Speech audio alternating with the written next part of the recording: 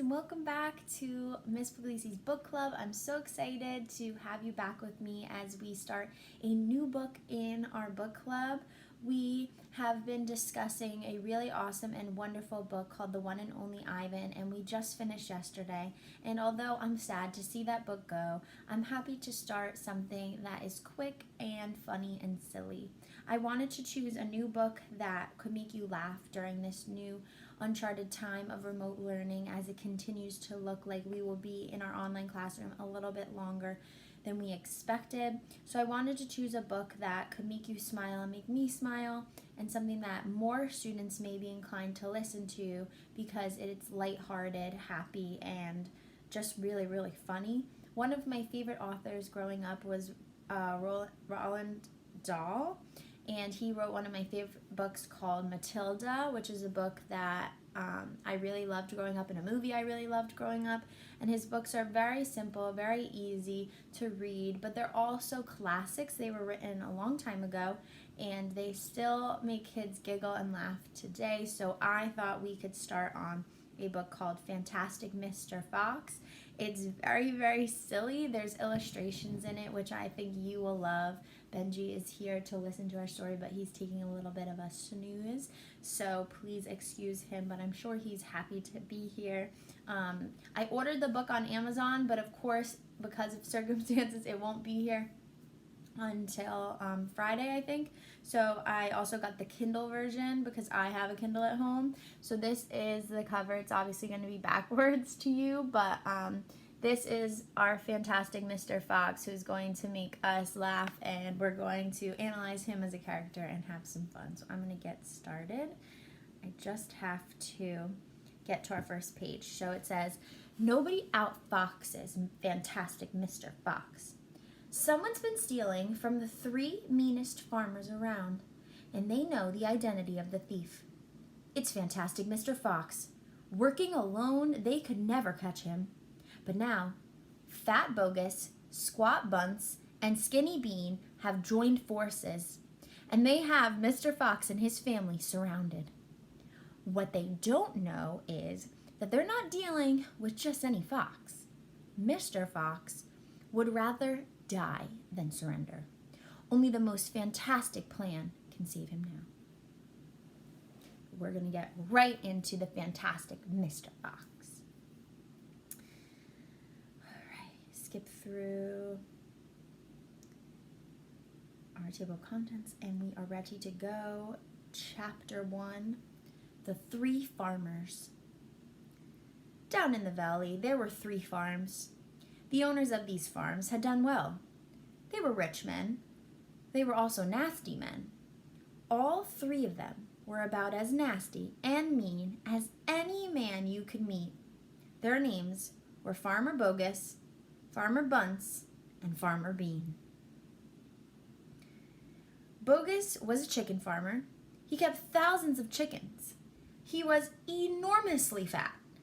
This was because he ate 3 boiled chickens smothered with dumplings every day for breakfast, lunch, and supper. So there's Farmer Bogus on his farm. I think you can kind of identify which one is him. Bunce was a duck and goose farmer. He kept thousands of ducks and geese. He was a kind of pot-bellied dwarf. He was so short, his chin would have been underwater in the shallow end of my swimming pool in the world. His food was donuts and goose livers. What? He mashed the livers into a disgusting paste and then stuffed the paste into the donuts. The diet gave him a tummy ache and a beastly temper, which means he had a bad, angry temper. There he is, eating duck liver and duck paste and donuts. Bean was a turkey and apple farmer. He kept thousands of turkeys in an orchard full of apple trees. He never ate any food at all. Instead, he drank gallons of strong cider, which he made from the apples in his orchard. He was as thin as a pencil and the cleverest of them all. That's him. Bogus and Bunce and Bean, one fat, one short, one lean. These horrible crooks, so different in looks, were nonetheless equally mean. That is what the children round about used to sing when they saw them. So there's them. There's the kids singing that song.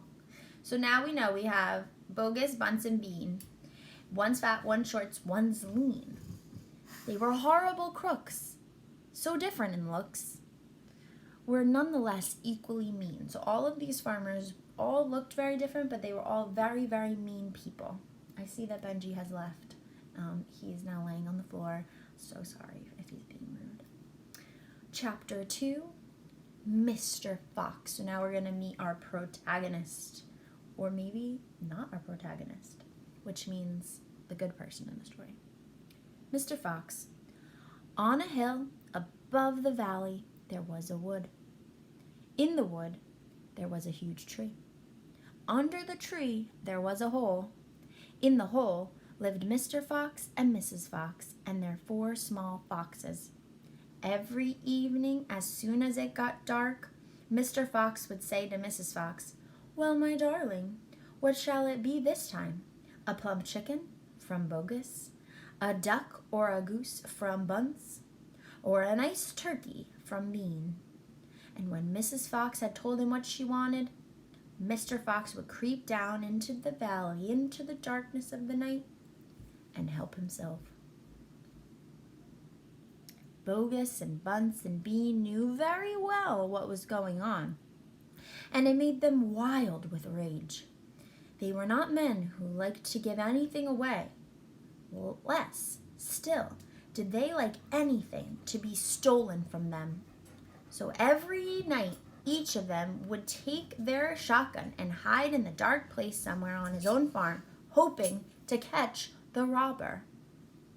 This is them.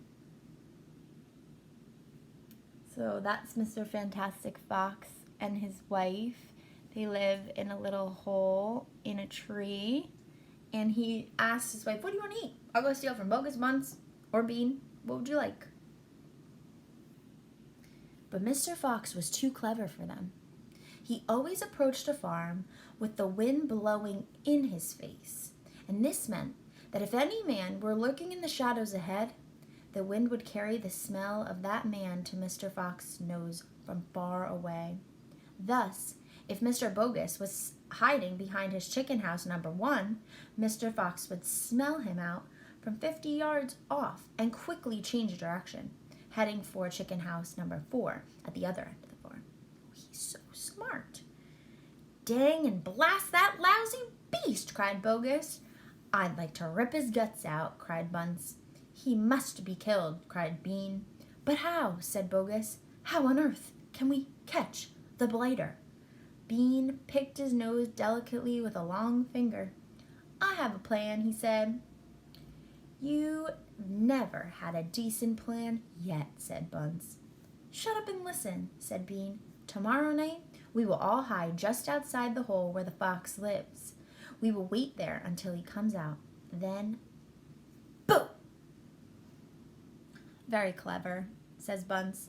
"But first we shall have to find the hole." "My dear Bunce, I've already found it," said the crafty Bean. "It's up in the wood on the hill. It's under a huge tree." Oh boy. And that's where we'll end. We're going to end at the end of chapter 2. I hope that you're finding this story to be very silly, because that's the whole purpose of it. It's about a fox being very fantastic and very sneaky. And that's something that's very accurate. A lot of stories that we read, a fox is usually a very sleuthy, sly character, like Dora the Explorer, swipe or no swiping. The foxes tend to have this characteristic of them that is very sneaky and very smart. And I'm not really sure who's the good guy or the bad guy. Mr. Fox is stealing food from all these 3 really mean farmers. We know that the farmers aren't the nice guy because they're trying to really capture fantastic Mr. Fox. So I think that I'm leaning more towards siding with Mr. Fox because he's really just trying to feed his family. But we're going to see what happens from here. If you liked this story, I hope that you join me tomorrow to learn more about it and to read more about it. It's going to be a very quick read. And if you're not loving it, please let me know. And eventually, once the story is over, we'll pick up at a different book. And hopefully it'll be something that you like more. See you tomorrow.